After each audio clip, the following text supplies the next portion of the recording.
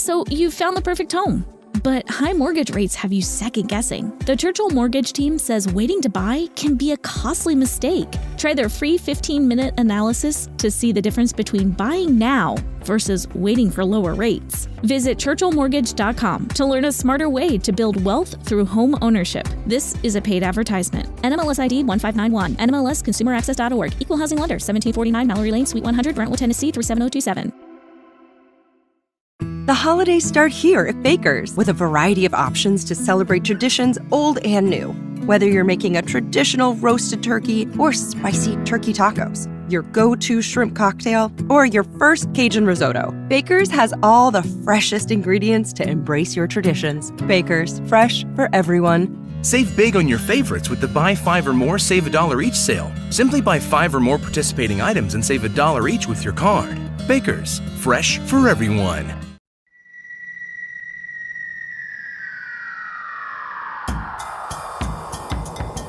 InterD, ciência e cultura.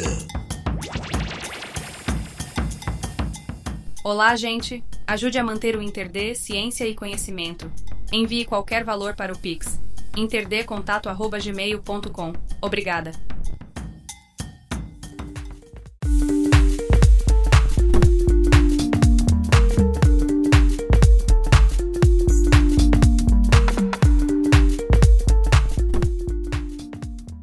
Olá povo, olá pessoas, eu sou a Deluna e agora a gente traz aqui para vocês a primeira parte de uma conversa que eu tive com um professor, biólogo, cientista, o Ulisses Albuquerque, né, da UFPE. A gente vai falar sobre diversos assuntos aí muito interessantes, né? Por exemplo, como a ciência funciona. Vamos nessa? Bom, professor Ulisses, grande honra ter aqui no programa. Eu queria, assim, antes da gente entrar no assunto especificamente, que você fizesse uma breve apresentação assim, sobre você, né? Qual é a sua formação, o que você faz. Obrigado, meu querido, pela oportunidade. Eu sou um biólogo interessado em vários aspectos do comportamento humano e nos desdobramentos desse comportamento, especialmente com relação à natureza. Gosto muito de filosofia da ciência e tenho dedicado muito tempo da minha pesquisa nesses aspectos, né? E como eu me considero um cientista interdisciplinar, eu não me encaixo em nenhuma das caixinhas metodológicas, né? Eu digo, sou biólogo de orientação interdisciplinar. Então, eu bebo da fonte que pode me ajudar a responder minhas perguntas. Muito bom, muito bom. É multidisciplinar, né? Eu diria interdisciplinar. Interdisciplinar. Porque a interdisciplinaridade implica em você dialogar com diferentes orientações teóricas, diferentes abordagens. Um entendimento de multidisciplinaridade é disciplinas diferentes juntas. Certo. Na interdisciplinaridade é disciplinas diferentes se comunicando, dialogando. Certo. E você atua na UFPE? Sou professor do Centro de Biociências da UFPE. Certo. Pronto. Professor, assim, isso é um negócio bem básico, né? Mas é um básico que a maioria não entende e não sabe. Eu mesmo só vou entender há uns 4 anos para cá, 3, sei lá. Como é que a ciência funciona, assim? Como é que o cientista os cientistas chegam a determinadas conclusões? Qual é o caminho que elas têm que seguir até uma teoria, né, digamos assim? Bem, de maneira geral, é um processo que pode ser bastante longo, demorado, porque o cientista ele é treinado para coletar informações, interpretar informações e dar sentido a essas informações. Então significa que não é um processo precipitado, não é um processo baseado em achismo, é um processo sistemático e organizado de busca de conhecimento. Então isso implica em dizer que o verdadeiro cientista ele só declara algo como verdadeiro quando ele tem informações suficientes e dados que sustentem aquela afirmação. Por quê? Porque muitos setores da nossa vida dependem das informações científicas. O medicamento que eu tomo, o alimento que eu cultivo, a vacina que eu administro. Não ter certeza mínima de como isso vai funcionar pode ser perigoso para a saúde humana e para as pessoas. Então, o cientista opera dessa forma, não é?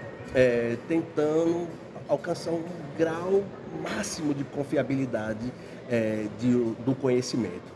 Então, isso implica em métodos que podem ser bastante distintos de diferentes ciências e daquilo que diferentes cientistas de diferentes áreas utilizam. Às vezes, o grande desafio para a pessoa que não tem formação científica é tentar entender como esse processo funciona. Mas eu falei que um cientista bem formado usa esse raciocínio, um cientista ético, né? Porque nesses anos de pandemia a gente viu muitos pesquisadores, profissionais não éticos fazendo declarações perigosas que colocam em risco a saúde das pessoas e que colocaram em risco a saúde das pessoas. O grande problema para a pessoa que está fora da ciência e da academia é aquele questionamento: em quem eu vou confiar? Em quem eu vou ouvir? Né? Já que se essa pessoa é um médico, por que eu não acredito nele que ele está dizendo que eu devo tomar esse medicamento? Então é um desafio para as pessoas, porque o médico deveria ser aquele profissional de credibilidade para medicar um medicamento. Nós vimos na pandemia que isso não aconteceu em alguns casos. A gente viu médicos indicando kit cloroquina, kit Covid, né? E que a gente sabe o quanto isso fragilizou a saúde de algumas pessoas também. Então, nós temos um desafio, e que eu diria que esse desafio é o letramento científico, né? A gente ser exposto a um pensamento crítico logo cedo na nossa formação, no ensino básico, no ensino fundamental. Eu acho que só assim a gente vai conseguir resolver esses problemas no futuro. Eu não diria nem ensinar ciência, eu diria ensinar pensamento crítico. Porque ciência é um processo formativo que é longo, mas pensamento crítico é algo que a gente pode despertar nas pessoas. Todo cientista deveria ter pensamento crítico, mas nem toda pessoa que tem pensamento crítico necessariamente vai virar um cientista. Então, por isso que eu coloco o pensamento crítico da base de tudo. Certo. Agora, para os cientistas chegarem a uma conclusão, né, voltando àquele negócio do caminho, né? A gente primeiro começa com a pergunta, né? Isso. Depois tem a hipótese, Isso. vai testar, e aí é que chega a teoria, né? Isso. Pode ser esse caminho que leva à teoria ou não, porque a teoria Certo. pode vir por outros caminhos. Mas o que eu posso te adiantar é que teoria é diferente de hipótese, de suposição. Em ciência, quando a gente diz que algo é teoria, é o melhor conhecimento que a gente tem. É o padrão ouro da coisa, né? Não é algo que nós temos dúvida. Teoria não é algo que a ciência tem dúvida. É algo sólido, concreto, bem fundamentado. Então, o processo, o caminho seria basicamente assim. Um exemplo. Será que tal planta que estão alegando ter poderes curativos contra o câncer realmente funciona contra o câncer? Então nós levantamos uma pergunta, uma hipótese seria sim, vamos testar? Nós levamos para o laboratório, fazemos experimentos controlados para saber se de fato funciona e se não oferece riscos à saúde das pessoas. E só após uma bateria de testes exaustivos a gente declara que sim, pode ser usado, não pode ser usado. Então, esse é um processo que é demorado. Para você ter uma ideia, a área de medicamentos, por exemplo, vamos supor que a gente encontre realmente uma planta que tem uma alegação de ser útil para o câncer.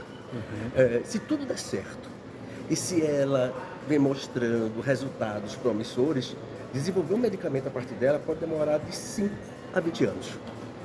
Tempão. Que seja seguro e que dê a confiabilidade de que vai realmente ser efetivo contra aquilo. Então, um tempão, você não acha? Então, o cientista evita fazer declarações que são precoces. Sim. E que podem pôr em risco as pessoas. E é muito interessante que você falou da questão da hipótese e teoria, porque a gente vê muito assim no dia a dia, em redes sociais, comentário de redes sociais e tudo. Por exemplo, quando o pessoal fala da teoria da evolução, né? Mas isso é só uma teoria, assim, no sentido de suposição, né? E também quando você vê o pessoal que está falando de filme, por exemplo, filme de Sherlock Holmes, né? Aí o próprio personagem Sherlock Holmes, ou algum detetive, não, eu tenho uma teoria, né? Mas aí na verdade seria hipótese, né? Isso seria hipótese. Ou suposição, ou achismo, pode ser o que você quiser. Mas sabe o que é engraçado sobre a teoria da evolução? Eu já encontrei pessoas que diziam assim, a teoria da evolução não existe, tá certo? Mas Muitos dos medicamentos que nós tomamos, especialmente antibióticos, são desenvolvidos a partir da ideia de que as bactérias evoluem e que elas se tornam resistentes aos medicamentos. Por isso nós precisamos desenvolver novos antibióticos. Então, muita coisa que está no nosso dia em termos de desenvolvimento científico, principalmente na área de alimentos e de remédios, é baseada na teoria da evolução. Então, normalmente eu pergunto para o professor, você está negando a teoria da evolução. Então, para você ser coerente com o seu pensamento, quando é um radical que me diz isso, você deveria parar de tomar remédios, deveria parar de comer certos alimentos, porque todos eles se construíram em cima dessa teoria. Ou seja, você usa. Se ela não existisse, você não teria isso. Então, só que às vezes a gente não sabe disso. Eu acho que existem tantos fatores ideológicos, crenças que interferem na nossa relação com a ciência e de compreender a ciência. A ciência não veio para derrubar a religião, não veio para derrubar a crença de nenhuma maneira. Talvez fosse importante a gente entender que existem diferentes formas de conhecimento no mundo, que essas formas coexistem. O importante é saber onde eu aplico cada um desses conhecimentos no dia a dia, sabe? Conhecimento religioso, teológico, conhecimento filosófico, conhecimento artístico, são todas as formas que os seres humanos encontraram para explicar o mundo que a gente vive. Você conseguiu imaginar, por exemplo, a pandemia sem a arte, sem a música, sem a poesia? Porque nos comunica sobre o mundo, traduz emoções para a gente. É uma forma de conhecimento, é uma forma de dar sentido à nossa vida, como é a ciência e como é a religião. Não precisa brigar. É só de saber que cada uma se propõe a responder alguns aspectos da nossa realidade. Isso. Cada um no seu quadrado, né? Eu acho importante isso, cada um no seu quadrado. Você pode ser um cientista altamente ético e competente, de segunda a sexta, e sábados aos domingos você assistir sua missa, frequentar seu culto. Não há problema nenhum nisso. Não há incompatibilidade em você ser um cientista e ser um religioso. Desde que você transite nesses espaços nos momentos certos e use esses conhecimentos nesses espaços. Sim. Sobre essa questão do método científico, ou do jeito científico de pensar,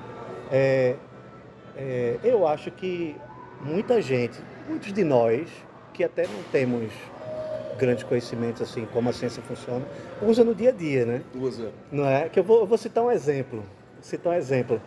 Uma vez deu um problema na torneira do chuveiro do meu banheiro.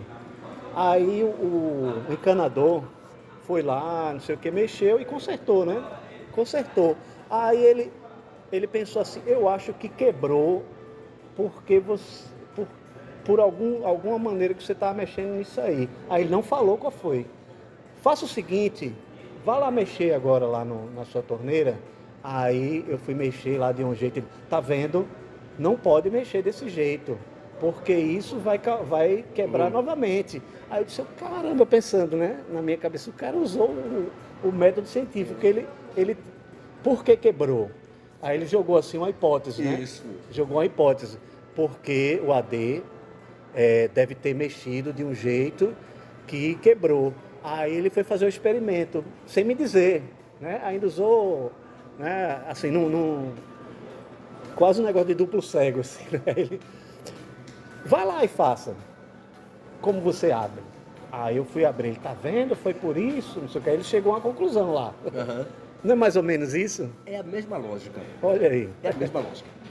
O cientista opera de uma lógica semelhante, mas a escala das implicações e das perguntas que são feitas são bem maiores, não é? Porque para um cientista, um único experimento desse não serviria para responder determinadas questões. Por exemplo, se eu quero saber, voltando para o exemplo da planta, se ela cura para o câncer, um só experimento não seria suficiente. Eu teria que fazer diversos testes, submeter essa hipótese a diferentes tentativas para ver se ela resiste. Porque o acaso existe, AD. O acaso existe. Então não vai que de repente, em um determinado experimento, a coisa deu como eu esperava, que foi fruto do acaso. Aí eu preciso eliminar o acaso. Por isso que eu replico, para ver se aquilo vai continuar se repetindo. Né? Se continuar se repetindo, não é mais obra do acaso. É a mesma coisa quando uma lâmpada queima. Você chega, acende o interruptor, a lâmpada não acende. Aí você, primeiro que você levanta, a lâmpada queimou. Aí você vai, testa a sua hipótese trocando a lâmpada. Aí, mas se a lâmpada não acender, aí você, não é a lâmpada, pode ser o interruptor. Aí você vai, não é o interruptor, não consigo resolver, vou chamar o eletricista. Mas é a mesma lógica que a gente usa no dia a dia. O computador está dando algum problema, né? A gente sai testando assim, né? O problema é que a gente não faz isso para tudo. Não faz. Às vezes nós usamos uma estratégia de confirmação que é problemática, que nós tendemos a querer confirmar as nossas ideias. Que é o viés de confirmação. Que é o viés de confirmação. Eu digo muitas vezes para os meus alunos, que, por exemplo, suponhamos que o seu parceiro, a sua parceira, você está desconfiado que seu parceiro está tendo um relacionamento amoroso, fora do seu relacionamento. Suponhamos. O que você faria? Eu ia ver o telefone. Se tivesse escondendo alguma coisa de mim, eu ia desconfiar. Se tivesse atendendo o telefone escondido, eu ia ter alguma coisa estranha. Não sei o que. Ou seja, você está fazendo estratégias de confirmação do seu pensamento. A pessoa pode atender o telefone escondido por outra razão, que não seja esconder um relacionamento amoroso de você. Mas só que a gente usa isso como uma evidência a favor da nossa crença. O cientista faria o contrário. O cientista bem treinado, ele duvida da crença dele. Ele pergunta, será que é isso que está acontecendo? Então, antes de chegar à conclusão, sim, meu parceiro, minha parceira, se é um relacionamento amoroso fora do nosso relacionamento, ele iria submeter esse pensamento a uma bateria de testes, para só depois chegar à conclusão e só depois tomar uma atitude. Percebe a diferença? Sim. A gente usa o viés de confirmação o dia inteiro, o tempo todo. E tem essa questão da emoção, né? Que a gente é muito levado à emoção, né? Ser humano, né? Eu lembro uma vez que eu fui dar uma palestra com uma colega minha, jornalista também, numa comunidade do Recife, uma comunidade mais simples, pobre, assim, tudo. E aí a gente estava falando sobre fake news, notícias falsas, o perigo que é isso, né? De você receber uma informação e não ter a preocupação de saber se aquilo ali é verdadeiro ou não. Aí eu tentei usar um exemplo assim do dia a dia. Imagine você que brigou ou se separou do seu marido, da sua esposa, da sua namorada, e não foi legal. Ficou um com raiva do outro. Aí chega para você uma notícia no seu WhatsApp ou na rede social que fulano ou fulaninha fez uma besteira. Sei lá, fez uma besteira por aí. Fulano, sei lá, assaltou o mercadinho. Você com raiva, porque você está com raiva ainda da pessoa. O que é que você faz? Você nem pensa assim, não, será que foi? Aí você está com raiva, já espalha, sabe? Porque aí você foi levado pela emoção e tem, né? Tem esse negócio do viés da confirmação também, tudo. Isso. Aí me parece assim que a ciência é um meio de a gente tentar controlar esses mecanismos, né, mentais, né? Por isso que eu digo, Ade, que a ciência é contra-intuitiva. Porque enquanto a gente é levado a fazer isso que você disse inicialmente, pela emoção, a agir, a replicar, o treinamento cientista pede para você fazer o contrário. Ou seja, ir contra essa intuição de seguir esse fluxo. Por isso que é contra-intuitivo, por isso que é difícil o treinamento científico. A gente é tão preparado para pensar assim, né, durante toda a nossa vida somos moldados para pensar assim, que o treinamento científico torna-se desafiador, porque você precisa ser treinado a pensar o contrário como você pensa. Ou seja, desprogramar para reprogramar o seu cérebro. É desafiador. Por isso que eu digo assim que a gente não tem que ensinar ciência para as pessoas, tem que ensinar pensamento crítico.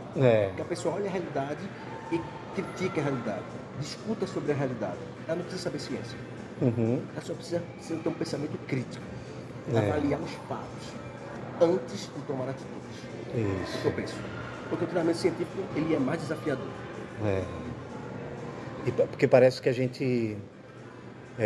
isso eu acho que eu já vi em psicologia social e tudo, que a gente tem mais tendência a seguir o que um grupo que a gente se adequa está pensando do que pensar na realidade mesmo, como ela é, né? Porque, na verdade, o grupo que a gente faz parte, existe uma coisa que, para a gente ser aceito por um grupo, a gente precisa se comportar de acordo com as expectativas daquele grupo. Não faz sentido você querer fazer parte de um grupo e se comportando distante das expectativas daquele grupo. Aquele grupo não vai aceitar você. É isso que você está dizendo. Ou seja, então, o nosso mundo ele é moldado por essa nossa necessidade de ser aceitos em grupos. E aí a gente vive dentro que hoje se transformou em bolhas.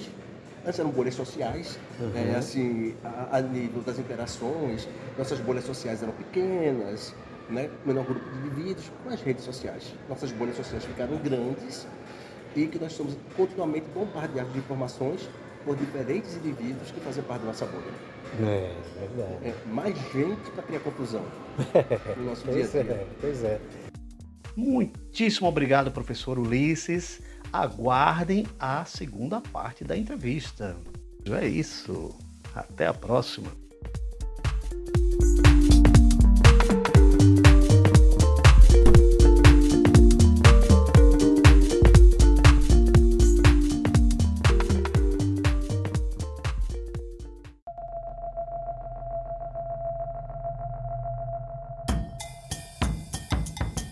InterD, Ciência e Cultura. Apresentação e pautas, AD Luna. Vinhetas, edição e trabalhos técnicos, Pedro Santos e Estúdio Bacamarte. Site www.interd.net.br. Olá, gente! Ajude a manter o InterD Ciência e Conhecimento. Envie qualquer valor para o Pix. interdcontato@gmail.com. Obrigada.